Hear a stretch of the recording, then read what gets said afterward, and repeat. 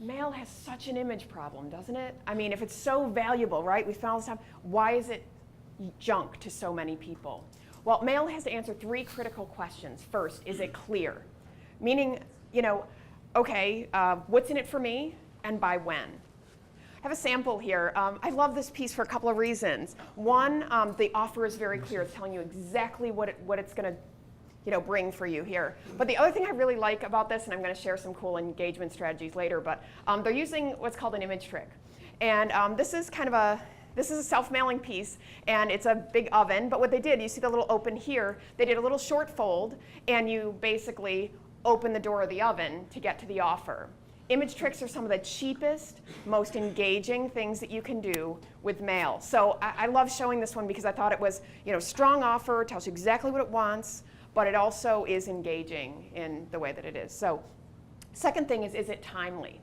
Okay, so the coupon to Jiffy Lube or whatever place you go to get your oil change really comes in handy when you're actually due for an oil change, right? So timeliness has so much to do with response. Let's take that same scenario. Third critical question, is it relevant? So you've now got your coupon, you're due for an oil change. But on closer inspection, on your coupon, it's actually for a Jiffy Lube that is 50 miles away. It's not your local one, it's the one that you're not going to drive to. Now you're no longer relevant, right? So that relevance and timeliness and the clarity of the offer, you have seconds to get their attention and hold it. Quite literally on average, is 5 seconds or so, and that's it. While people, 3 to 5 seconds while they're evaluating, that's it. Yeah. So, it's a fabulous study by the folks at Brodier Partners. It's called, it's a white paper called "The World Has Changed, Are You Still Relevant?"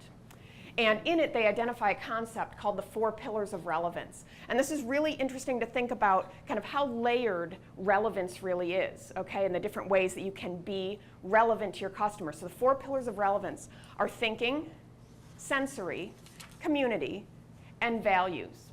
And the scenario that they identify is this. So it's raining outside. So you determine, I need to buy an umbrella. That's a thought-based relevance, okay? Yep, it's a thinking issue. Raining, buy an umbrella. Okay, so how that umbrella feels in your hand, the weight of it, things like that. Those are sensory types of relevance-based decisions, okay? So now you've got a sensory decision. Do I like it? Do I not like it? Is it, whatever. Community. Let's say everyone you work with carries a black umbrella. So maybe you're not going to choose the pink one with the unicorn. Maybe you will. Maybe you want to be different, right? Okay. But it's a community-based decision. You're influenced by your community.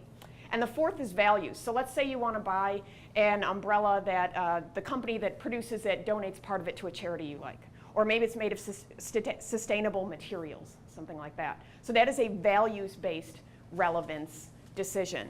So really, really fascinating. And actually, if you're interested in looking into relevance in a more deep manner, there's a new, actually a book coming out called Relevance.